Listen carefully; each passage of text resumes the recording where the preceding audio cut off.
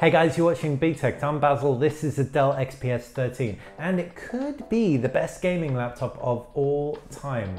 Yeah, I know that sounds ridiculous. This thing doesn't even have a graphics card, but hear me out. You've got a gorgeous screen, you have excellent battery life, and you have Core i7 power and Intel integrated graphics, which can do a lot more than I thought they could have before I started using it, and other devices with the same power under the hood.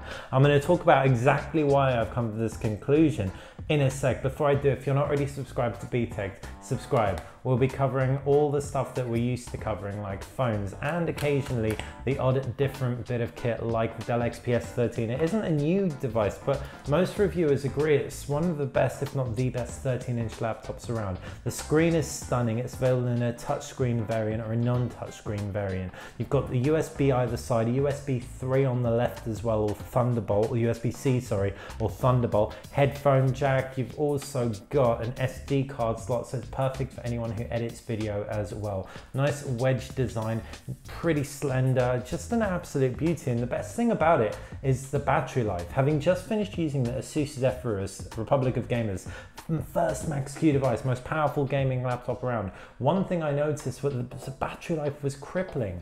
I've actually been gaming on this thing for hours on a train without battery life, something in itself that the Asus can't do. That said, the Asus would be wasted on a lot of games that I play, such as Marvel vs. Capcom, such as King of Fighters and RPGs, and that's where a device like this smashes it.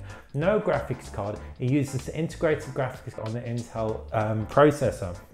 So this is a Core i7 device. So I played Tales of Berseria, and that looks absolutely stunning, but that's because it's a beautiful game. Anyone who likes JRPGs has learned to curtail their expectations of graphics, and at the lowest graphical settings, or not even, like relatively low graphical settings, it plays back really quickly, 30 frames per second. You're not going to get your 60, but when you're looking at a story-centric game like that, the Dell XPS 13 could be the best gaming laptop for you.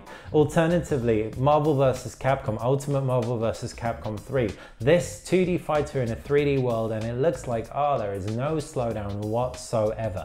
Absolutely beautiful to play, and really enjoyable for a 20-minute commute into work, for example, if you get a seat. What's also so ideal when it comes to fighting games is it's plug and play with PlayStation 4 or Xbox controllers. So these things just plug in micro USB to one of the two USB ports on here. If you're on a proper train, first great Western train, or not on the underground, you can just stick this on the table because it's nice and portable. It fits and won't bug the person next to you, so you are winning with this. Also, same can be said for King of Fighters. Again, another game, cheap and cheerful, couple of years old, but really fighting games, enjoyable, fast paced, no slowdown, don't have it on max graphics settings. That doesn't apply to all fighting games. Street Fighter 5, for example, has got some slowdowns, so you'll want to watch out for that, even at the lowest graphical settings, or at least low graphical settings, because it can look really bad. I still want it to look relatively good.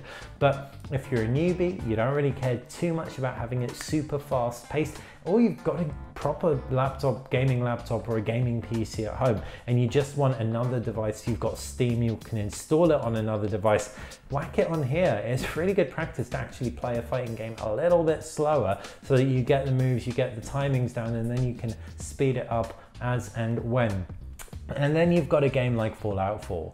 Fallout 4, absolute beauty that it is. Again, very story rich, but also graphically intensive. It auto detects the whole setup here, clocks that you're running on a machine that's gonna just underperform across the board, and drops the resolution and settings automatically, which is sweet. And sure, you drop some frames here and there. In fact, you drop quite a few, and it doesn't look super crisp, but again, it's a story-rich game, and it manages to immerse you nonetheless. And so, given the fact that I could choose between a £3,000 laptop like the Asus Zephyrus, that's £2,700, and which I love, by the way, I would totally recommend as a desktop replacement even, and get about an hour to 2 hours of battery, or the Acer Predator 17X, or like the 21X, which is an absolute behemoth, or I could get something like this, not necessarily play the newest games out out, but still have something that I can use as a workhorse that can keep me going for ages.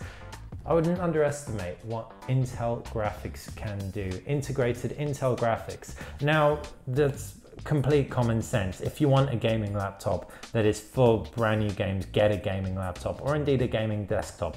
Dell's variants to Alienware, or on the lower end it's the Inspiron devices, which are going to be way more capable, because this thing doesn't even have a graphics card. But the whole point I'm trying to hit home is the fact that if you do get one of these, you still end up with a multi-purpose device.